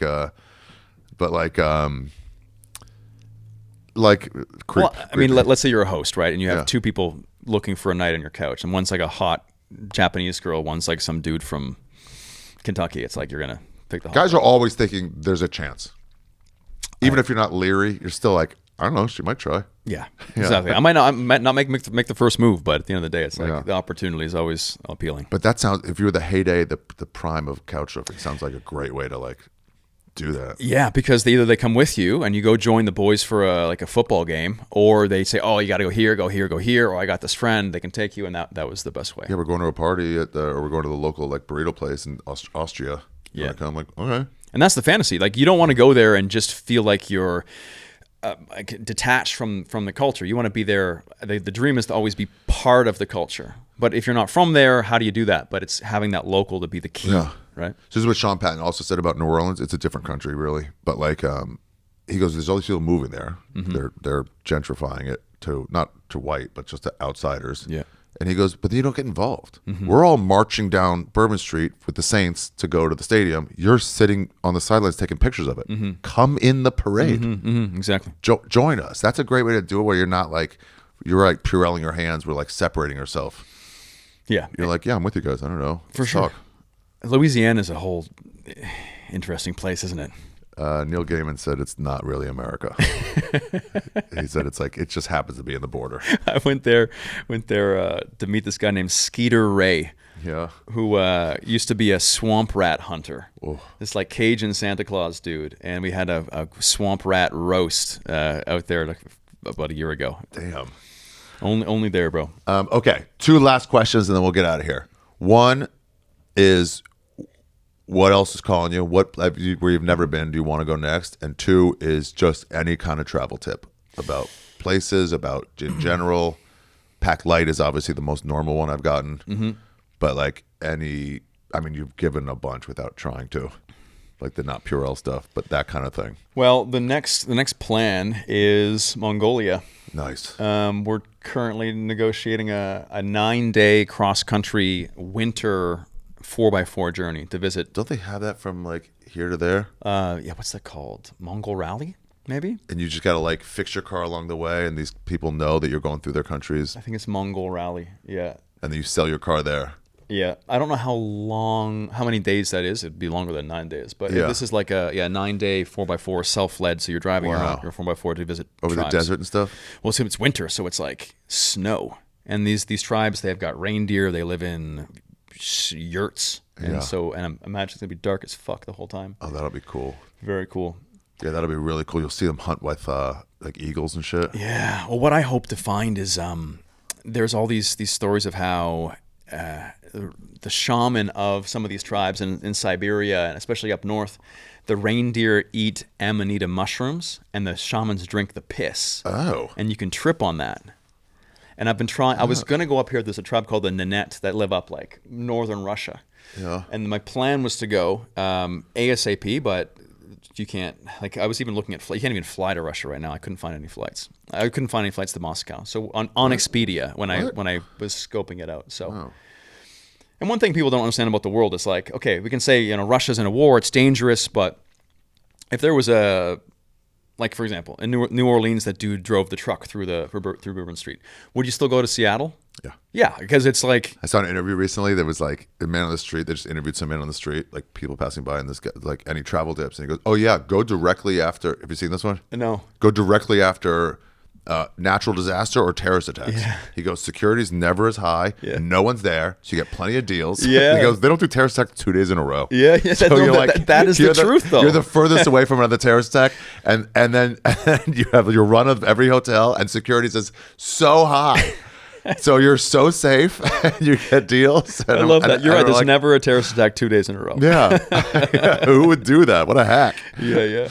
So just like you'd still go to Seattle if there was something happening in New Orleans, right? Yeah. Would you still go Country. like here if there was something happening? Like it's the same country, but not really. People say this in Israel too, where they're like, it's dangerous now. I'm like, no, Gaza. Yeah. If you're in Jerusalem, you're fine. Yeah. And I guess that could be the segue into the travel tip is that if you want to go to some of these countries that are marked red like we saw on Google Maps with travel advisories, just understand that not necessarily the whole country is dangerous, and if you have a local guide who understands the political climate, where there could be unrest, what areas to go in, you don't really have to worry that much because they've got your back, and generally everyone's there just to help you. And it's the most unfriendly places are the most tourist friendly destinations. Like you go stand in the bike lane in Amsterdam. Oh, you know what I mean? Screaming at you. Versus going to like Nuadhibu in Mauritania, and then they walk down the street, and I had to turn down like 20 different opportunities for tea at guys' houses because they just so excited to see you. So again, there's sketchy spots in the world, but if you just find someone who can help you, dude, the whole world is your oyster.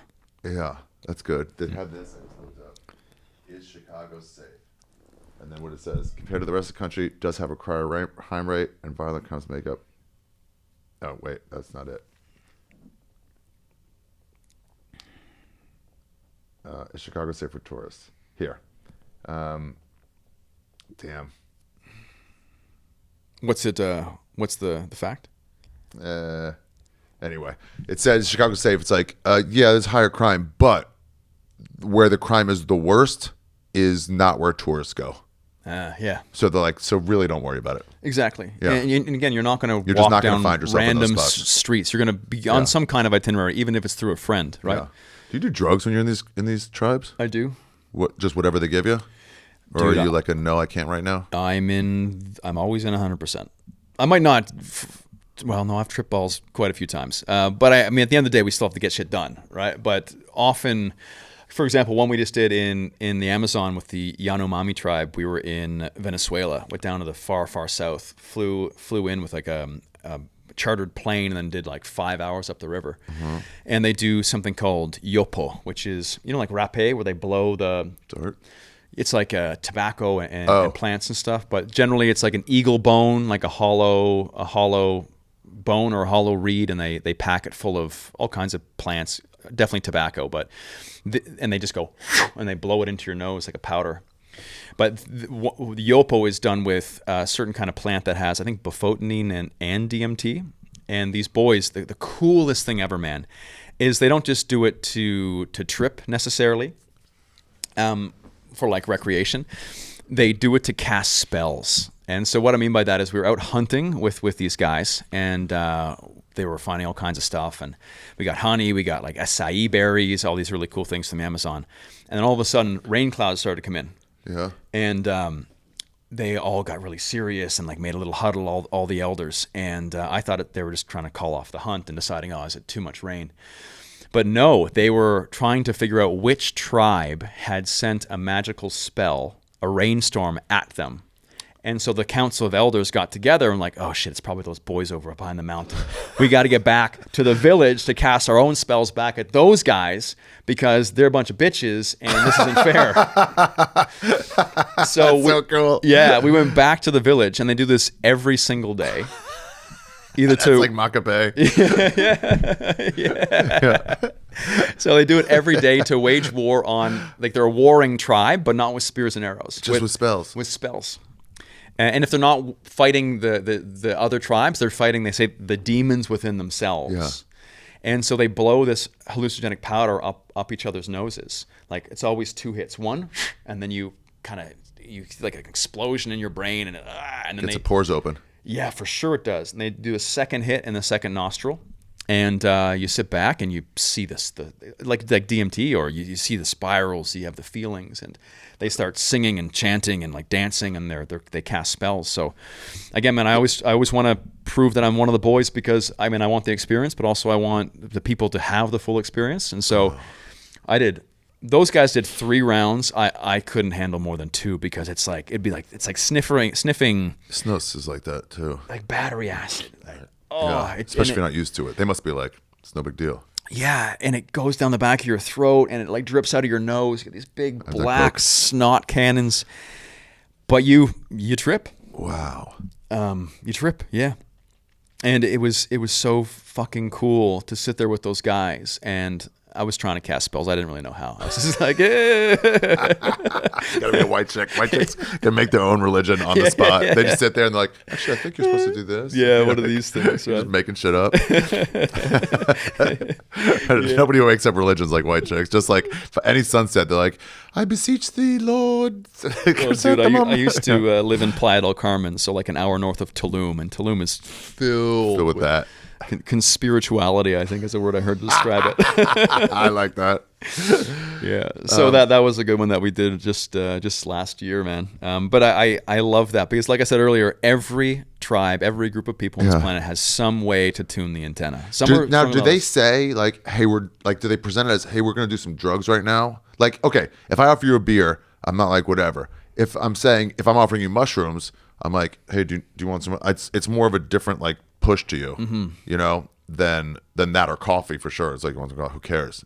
Are they pushing this like, you want to do some drugs? If you hang, yeah. If you don't, they won't. If they feel like you are one of them, they will, from my experience, pretty much always offer. And in the Congo, now that I think about it, with the second tribe, they pulled out a bamboo bong on the second day. And they had some fucking bushweed that they, I'm assuming, grew, and we smoked out there with them too. Don't throw those seeds away. Exactly, precious cargo. We desperately need them. Damn. All right, Mike, this is fucking great, dude. It's been great, dude. I'm really happy we can make it happen. Yeah, for sure. I don't know when you're back in New York, but let's do it again. Hell yeah, buddy. I'll put all your stuff in the beginning, like later. But once again, Fearless and Far is the YouTube channel and the Instagram. Yep. You're doing cool shit. It's like... Thanks, man. You too. Just seems fun. It is fun. Yeah. Oh, I mean, I'm hoping for you do this for a lot longer and then disappear in a jungle. Just die.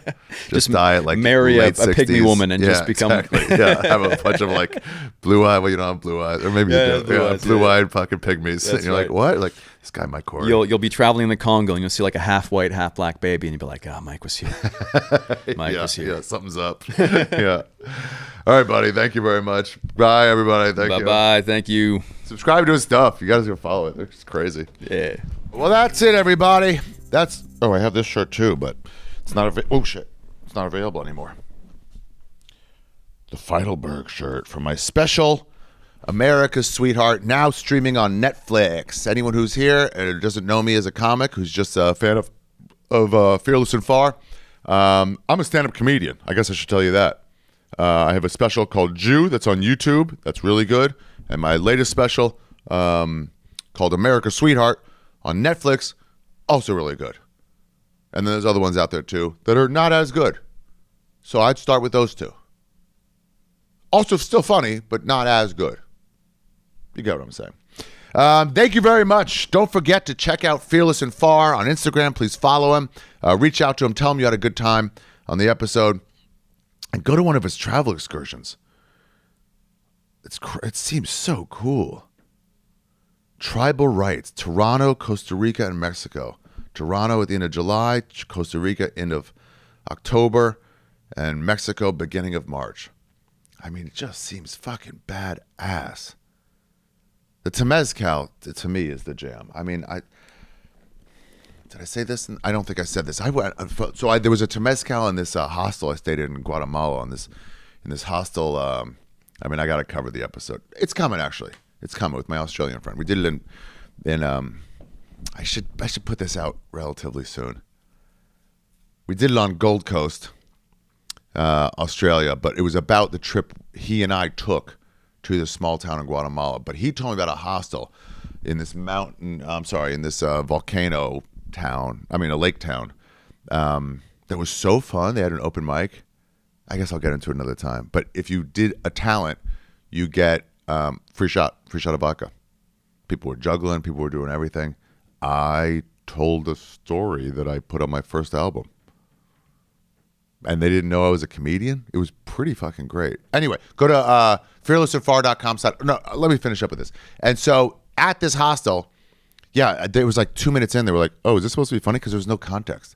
And then they start giggling and like, I don't know if I should be giggling. He sounds like it was really distressing. Yeah, because it's not on a comedy show. And then they just started dying laughing. And then like 30 minutes later, they were like, do you have any more stories? And I was like, I could tell another story. They didn't know I'm a high-level comedian. I think we talked about this on an episode of Skeptic Tank with the deep diver, free diver. Skeptic Tank is my old podcast. Anyway, but they had a Temezcal on the property of this hostel, of my friend's favorite hostel, and it was out of service, but that was okay because I was on the hunt. Had I already been? And maybe it had already been. I'd already been to a thing called a shuk.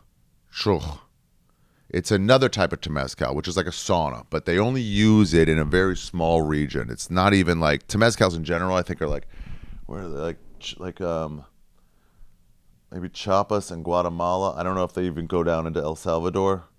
I don't know if they go up to Belize. I don't think they go up to, I don't know how far they reach, but this shuk is very regional. So it was like the north.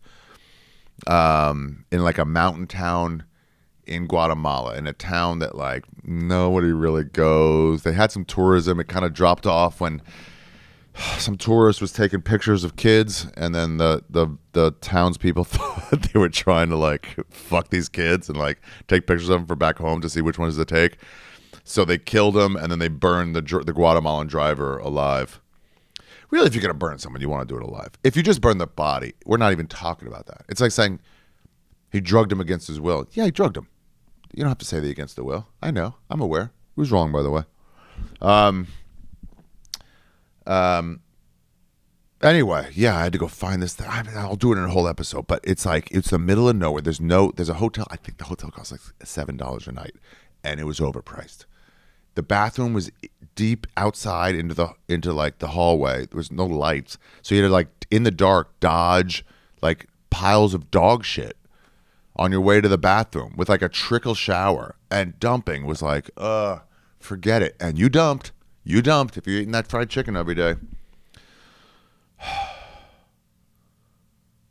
But that shuk was very interesting. I was about to leave as soon as I got it. I was like, I could get the last bus home, and then I'm like, no, I'm in a town where nobody is.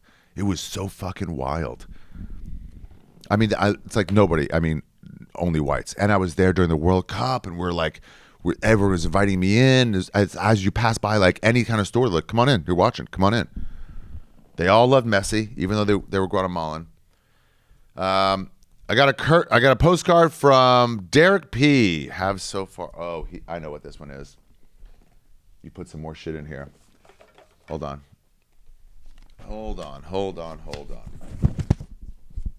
Here's one.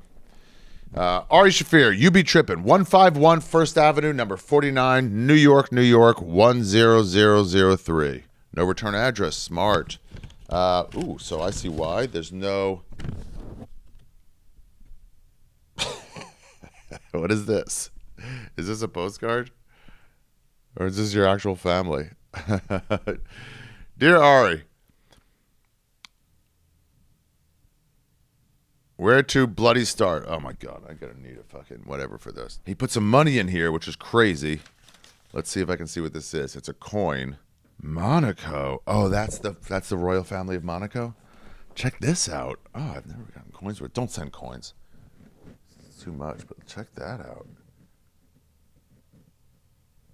Wow. Pretty cool. Don't send coins, send bills like this guy did. A Saudi Arabian monetary agency 1. Don't know what that's worth. I think 1 Filipino slave. Dear Ari, where to bloody start? So here's the postcard. I think that's not his family, right? That's got to be the royal family of Monaco. I know what I'll do. This is probably a mistake, but let's do it. You're so fucking small, bro. Well, full card, suppose. I'm a 27-year-old British bloke working as a officer on board a... Dude, this is too small. Superboat called Zenobia, the Syrian princess. Based here in Monaco, Monte Carlo. I've listened to you and Skeptic Tank since I was around 16. Nice. I raised you. And I fucked your mom. Anytime you have been playing in my AirPods, and I traveled from Colombia to California over a year. Cali was, I don't know. You've been, dude, I know you want to push stuff in, but like, you gotta make it big enough. You've been with me when I did a ski season in Val d'Isère and when I started my career in yachting, and you're with me now as I start my journey to becoming a yacht broker. Oh, 1%ers. Hit me up if you want to buy a yacht or charter a yacht. Come to Monaco or Nice or Colentry. Europe rules, America drools. All right, very nice. Yeah, that's got to be the royal family, right? Bert is a fat fuck. Okay. God damn, dude, that was too small. Legitimately, that was too small. Okay, here we go. Here's another one. This will be fun.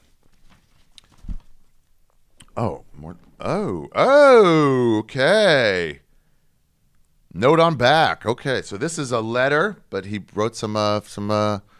Check that out. My friends and I have been going on surf vacations to Central America for a couple years. We have been to Nicaragua. Nice. Isn't that dangerous? It's dangerous to say quickly around Reverend.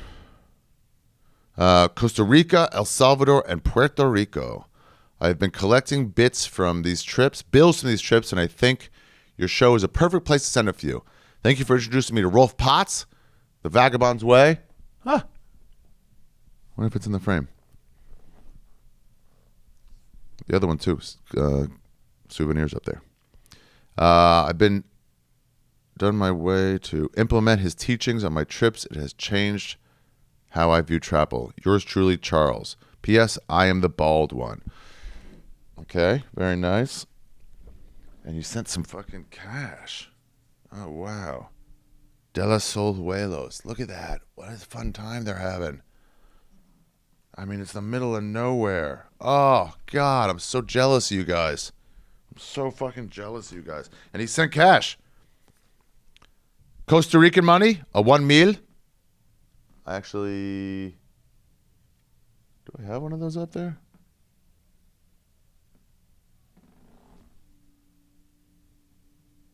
I do. I have this exact bill up there. So I'm not going to put that up. But check this out. A 200 Bank of Nicaragua. Definitely don't have that. It's going on the wall. You guys might see it starting, well, next week is before that wall was that finished, so you won't see it next week. Ooh, that's cool. Let me do one postcard. Here we go. Good writing here. You Be Trippin, 151 First Avenue. Oops.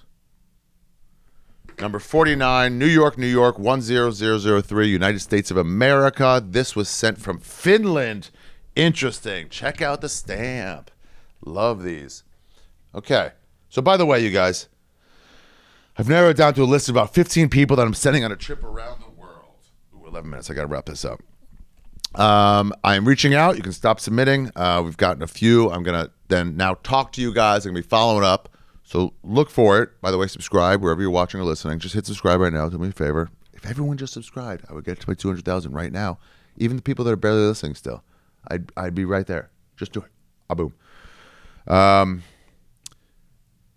going to start talking to them and seeing who's actually available to do this and who can do it the right way, and then like choose from there. Hi, Ari. Writing you from Finland. My journey so far has been... That's pretty cool. Oh, I didn't show you the postcard. It's got to be a town square. Reminds me of an Ottawa town square where I came in from the bottom up. Saw a couple right there. And then I was like, oh shit, like I'm scared. And then I realized I was actually on mushrooms and I was the drug addict and they should be scared of me. And it reassured me. Hi, Ari. Writing you from Finland. My journey so far has been Berlin, Krakow, Warsaw, Kansas? Almost definitely not. Riga, Tulum, Helsinki over the past 3 weeks. Jesus. Heading now to Pittsburgh tomorrow, where I saw you live last year. Pittsburgh is fucking rules. Not Pittsburgh. It's Homestead or something. It's one of those improvs that are like right outside of a town. It's at least closer, but God, I want to be in towns. They put me in Berlin in a place that was like 35 minutes away. Berlin is the coolest city in the world. And they stuck me in the place where all the Turks live by a lake. I mean, miles out of town. Put me in fucking Frankenberg. Thank you for the laughs and the pod to get me excited to travel. Yours truly, Abigail. Oh, it's female writing. Interesting. I've never been to Finland. I would like to go to Finland. It seems cool. I got to do this one. Where did that one go? I mean, I can't be this fucking scatterbrained. All right, guys, I guess we got to stop. Next week. Oh, wait. Today's episode of You Be Trippin' is produced by your Mom's House Network. And where's my pen, my knife? Produced by your Mom's House Network is edited by Alan Caffey, who's an expert editor. God, this looks like such a fucking cool surf trip. Look at these guys. Look at these guys. Just buds having a fucking blast on the beach. Look at them. Just going surfing. Going surfing. Going surfing. You'll take your car to work. I'll take my board. And when you're out of fuel, I'm still afloat. All along the undertow. I know I don't know the lyrics. Strength beneath my something. He taped this up. There's shit in here. Now I can never go home. You'll take your... Oh, if there was drugs in here. Ooh, Nelly. Please do not send drugs. Wow, there is money. I mean, dude, you tape this up so much. Pretty good job, though. Pretty fucking cool. Who sent this? And what is this? Indonesia. I mean, that's for sure going on the wall. Dear Ari, go fuck yourself. I'll allow it. Great start.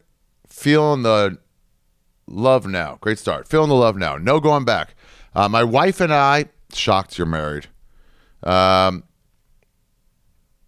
on something on open-ended adventure in February and this year.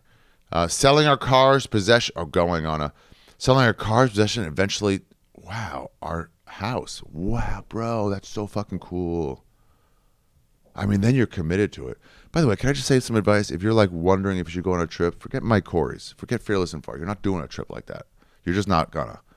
but maybe his travel excursion, his tribe stuff, whatever it's called. Tribal rights. Or maybe it's just like my friend Alexandru from Romania who said, it's like, I want to go to Thailand. I'm like, get the ticket. And he just got the ticket. He goes, well, now I'm going. I got the ticket. Now I'm going to go because I have the ticket. Selling cars possession, eventually our house, searching for a new home and traveling around the world. We are wrapping up in a couple weeks, a 7-month trip. Jesus, this guy goes. That ends in South. They stamp this stuff. South Larea, start in Iceland for South Korea, and starts in Iceland for a friend's birthday. Can't write over the fucking what's on there. 4 in Southeast Asia, merchant Japan. We're going to Florida for a couple weeks. Then off to Central and South America for 7 more months. This guy's living it. What a cool wife, too, to go with him. Behind every good man. Someone to drain that cock. Being middle-aged dinks and long-term travel since we're young. We're fucking... Yeah, exactly. You're young. Go for it. Uncomfortable, challenging, and rough it has been. It's so... To experience what we... Something so interesting, challenging to experience what we have so far. I'd love to share some stories with you sometime. You Be Trippin has been a slight inspiration for me. Here's some money for you. P.S. I gave you COVID in Orlando. I did get COVID in Orlando. I mean, better than fucking what happened to Saget in Orlando. Buddy. Oh, there's 4 bills. Look at this postcard. Indonesia. And Japan. So this is like Japanese yen currency.